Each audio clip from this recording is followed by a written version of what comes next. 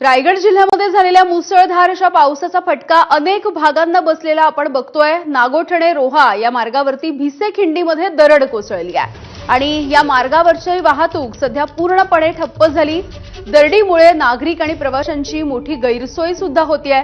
एकंदरीतच जिल्ह्यामधल्या अनेक ठिकाणी पाणी साचलंय, जनजीवन विस्कळीत आहे। जिल्ह्यामधल्या 6 तालुक्यामधल्या शाळांना देखील सध्या सुट्टी जाहीर करण्यात आली आहे। दरड कोसळल्यामुळे हा मार्ग कसा ठप्प झाला याची दृश्य आपण बघत होतो। भिसे खिंडीमध्ये ही दरड कोसळली होती, तर अनेक भागांमध्ये सध्या पावसाचा जोर वाढलाय।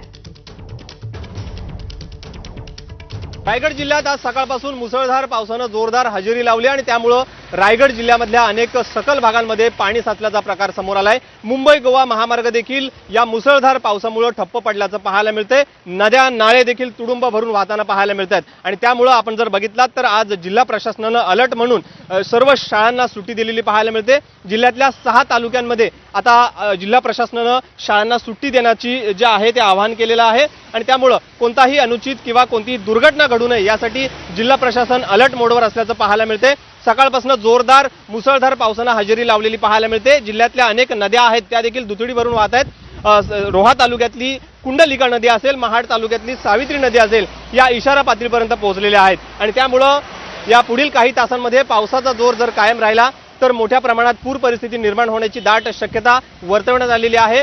जिल्ह्यात आज रेड अलर्ट जाहीर करण्यात आलेला आहे आणि त्यामुळेच जिल्हा प्रशासन आता अलर्ट मोडवर असल्याचं पाहायला मिळत आहे।